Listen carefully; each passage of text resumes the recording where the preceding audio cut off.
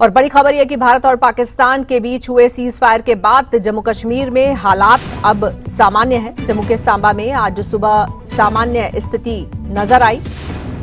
बाजार खुलने लगे हैं, सामान्य गतिविधियां शुरू हो गई हैं। रियासी में फिर से स्कूल खुले हैं, श्रीनगर एयरपोर्ट भी खुल गया है। तो भारत ने जो चेतावनी दी थी पाकिस्तान को, उसका असर हुआ है और अब हालात सामान्य नजर आ रहे हैं जम्मू कश्मीर में। तो सीज फायर के बाद अब जम्मू कश्मीर में हालात सामान्य नजर आ रहे हैं। आज सुबह जम्मू के सांबा में स्थिति सामान्य दिखी, वहीं रियासी में भी स्कूल खुले हैं, श्रीनगर एयरपोर्ट भी खुला है। भारत की चेतावनी का ये असर नजर आ रहा है। तो जम्मू कश्मीर में अब स्थितियां सामान्य होती हुई नजर आ रही हैं। आम जनजीवन पटरी पर लौटता हुआ दिख रहा है। स्कूल खुल गए हैं। तो आज सुबह बच्चे स्कूल गए और बाकी भी जो स्थितियां हैं वो सामान्य देखी जा रही हैं।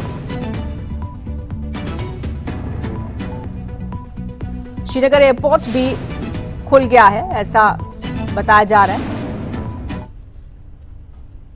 और ये जो 3 तस्वीरें हैं ये आज सुबह की हैं। तो एक तरफ सांबा में स्थिति सामान्य नजर आ रही है, दूसरी तरफ रियासी में स्कूल खुल गए हैं। छोटे छोटे बच्चे स्कूल ड्रेस में नजर आ रहे हैं जो आज स्कूल गए हैं। और तीसरी तस्वीर श्रीनगर हवाई अड्डे की। तो श्रीनगर हवाई अड्डा भी खोल दिया गया है जो कि अभी तक बंद था।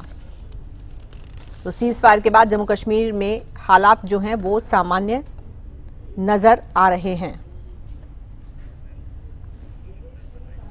चलेंगे अपने जम्मू संवाददाता अमित शर्मा के पास और ज्यादा जानकारी के लिए। अमित, आज सुबह की स्थिति क्या है? कहां कहां पर लग रहा है कि अब जो आम जनजीवन है वो अब पटरी पर लौट चला है? और कल रात से अभी तक क्या जम्मू कश्मीर के उन तमाम इलाकों में शांति रही जो अभी तक डिस्टर्ब थे? देखिए अदिता, मैं आपको बताऊं कि अब स्थितियां थोड़ी बहुत ऐसे लग रही हैं कि हालात अब काफी सुधर रहे हैं, सामान्य हो रही हैं।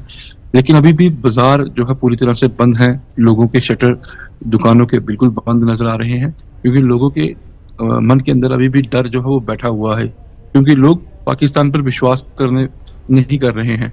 लोग कह रहे हैं कि जिस तरह से एक बार सीज फायर का समझौता हुआ तो सांबा में ड्रोन एक्टिविटी कल रात को देखी गई और उसके बाद वहां पे फायरिंग भी हुई और पूरा आईपीजी जिसे हम इंटरनेशनल बॉर्डर कहते हैं वहां पर फायरिंग की घटनाएं जो है वो सामने आई। लेकिन मैं आपको बताऊं कि स्कूल जो है वो खुल चुके हैं। बच्चे कुछ इलाकों में बच्चे स्कूल जो है वो जा रहे हैं। अगर हवाई अड्डे की बात करें तो कश्मीर से अब हवाई यात्रा जो है वो शुरू हो चुकी है और इसी के साथ साथ कुछ स्थितियां सामान्य होती नजर आ रही हैं। और आज जो सुबह है वो लग रहा है कि रात भर कहीं सांबा के या हीरानगर के अलावा कहीं और भी कोई फायरिंग की घटना या ड्रोन की घटना जो है वो सामने नहीं आई है और कहीं ना कहीं स्थितियां अब सामान्य होती दिखाई दे रही हैं। अभी कुछ दिन लगेंगे लोगों को इसमें से इस दौर से जो है वो निकलने में, क्योंकि ये 2-4 दिन का जो दौर था लोगों के लिए वो बहुत एक दहशत भरा था और लोग इसमें इतना डर चुके थे कि लोग अपने घरों को छोड़ के, शहरों को छोड़ के पलायन करने को मजबूर हो गए। अगर राजौरी पुंछ की बात करूं तो यहाँ पर सबसे ज्यादा शेलिंग हुई और इसके साथ उड़ी में शेलिंग हुई। लेकिन राजौरी और पुंछ दोनों जिलों को लोग जो है वो छोड़ के यहाँ से भागते हुए नजर आए। मतलब 90% लोग जो थे वो यहाँ से चले गए सुरक्षित स्थानों की ओर और उनके अंदर इतना डर बैठा हुआ था। अभी भी लोग इन इलाकों में वापिस नहीं आए हैं, धीरे धीरे ये वापिस भी आ रहे हैं। और इसी के साथ साथ सीमावर्ती के इलाके के जो लोग हैं उन्हें वो भी अभी अपने घरों के अंदर नहीं गए हैं, वह भी अभी सुरक्षित स्थानों पे हैं या सरकार द्वारा बनाए गए जो शेल्टर थे वो वहां पर अपनी रातें गुजार रहे हैं, क्योंकि उनके घर तबाह हुए इस फायरिंग के बीच में। वो अपने घरों को जब तक बनाते संजोते उन्हें उसमें समय लगेगा। लोगों ने अपने माल मवेशी जो थे, जैसे गाय थी, भैंस थी या और जो उनके जानवर थे, उन्होंने उनको खुला छोड़ दिया। अब उन जानवरों को ढूंढने में भी उनका समय लगेगा।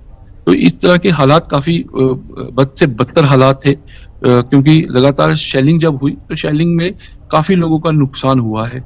तो उसको उस स्थिति को सामान्य होने में थोड़ा समय जो है वो लगेगा, और धीरे धीरे वो वैसे ही सामान्य जो है स्थिति हो जाएगी और लोग अपने घरों को उस समय बिल्कुल। अमित, लौटेंगे। ये भी बताइए जी। कि शेलिंग में सबसे ज्यादा नुकसान कहां पर हुआ, और जो कल रात सांबा में ड्रोन देखे गए वो क्या थे?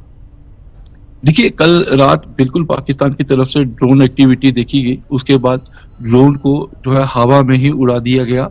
हमारे भारतीय सेना के जवान पूरी तरह से मुस्तैद थे, और उसके बाद पाकिस्तान की तरफ से शेलिंग की घटना भी की गई, फायरिंग की गई, और उस फायरिंग का भी जवाब जो है भारतीय सेना ने जमकर दिया। ये एक्टिविटी सिर्फ सांबा और हीरानगर में जो है वो देखी गई, लेकिन हीरा और सांबा नगर के अलावा और कहीं पे भी अन्य जगहों पर इस तरह की कोई घटना जो है वो देखने को नहीं मिली। अगर सबसे ज्यादा शेलिंग की बात करें तो सबसे ज्यादा शेलिंग से नुकसान पुंछ इलाके में हुआ है। पुंछ में, क्योंकि पुंछ और पाकिस्तान का जो इलाका है बिल्कुल एक ग्राउंड लेवल पे है, तो इसलिए सबसे ज्यादा पुंछ में नुकसान हुआ। और उसके बाद दूसरा ज्यादा नुकसान जो है वो रजौरी के अंदर हुआ। रजौरी का इलाका जो है, जिसे मंजा कोट कहते हैं, उसके बाद गंभीर मुगला कहते हैं, रजौरी शहर के अंदर बमबारी की गई। उसके बाद नौशहरा, कलाल, सेरी और सुंदरबनी, ये इलाके ऐसे हैं जहां पर सबसे ज्यादा जो है वो फायरिंग की घटना देखी गई, और इन इलाकों में काफी ज्यादा नुकसान भी हुआ है। जो सीमावर्ती इलाके के लोग हैं उनके घरों को जो है वो निशाना बनाया गया, सिविल इलाके को निशाना बनाया गया। पाकिस्तान की तरफ से जो गोले दागे गए, उन गोलों ने ना तो मंदिर देखा, ना मस्जिद देखी, और ना कोई स्कूल देखा, और ना ही हिराशी इलाके देखे। वो उन्होंने सबको उड़ाने की कोशिश जो है वो की। आपको पुंछ के अंदर की घटना बताऊं कि पुंछ के अंदर एक गुरुद्वारे के अंदर, एक जो गुरुद्वारे में पाठी साहब होते हैं वो पाठ पढ़ रहे थे, तो गुरु ग्रंथ साहब का पाठ किया जा रहा था, और वहां पे शेलिंग हुई, और उसमें जो पाठी था वो उसमें मारा गया। मतलब इस तरह की घटनाएं जो है वहां पर हुई। लगभग 12 से 13 लोग पुंछ में इस फायरिंग के बीच में जो है वो मारे गए। सबसे ज्यादा नुकसान जो है वो पुंछ को हुआ। पुंछ में कई घर टूट गए, कई गुरुद्वारे टूट गए, कई मंदिर टूट गए, कई मस्जिदों को वहां पे नुकसान हुआ, और सबसे ज्यादा नुकसान जो है वो पुंछ में देखने को मिला है। और अभी भी पुंछ के लोग जो है वो पुंछ में नहीं है। पुंछ पूरी तरह से खाली है, और लोग जो है सुरक्षित स्थानों पर हैं।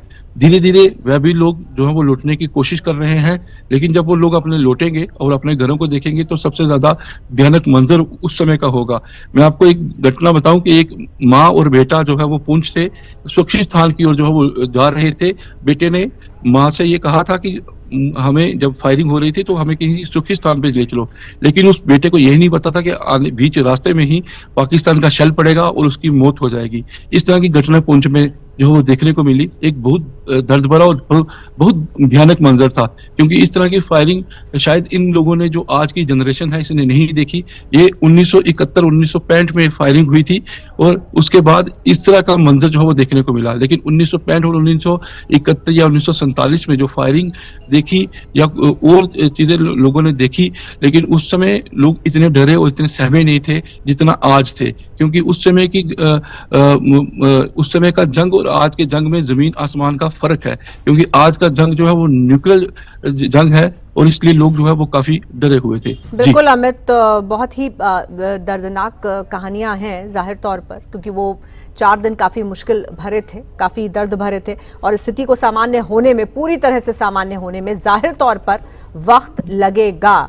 लेकिन विश्वास बहाली का जिम्मा कई स्तर पर होना चाहिए, ताकि लोग उस भरोसे के साथ वापस अपने घरों की ओर लौट सके। फिलहाल आपका बहुत बहुत शुक्रिया हमारे साथ जुड़ने के लिए और इस पूरी जानकारी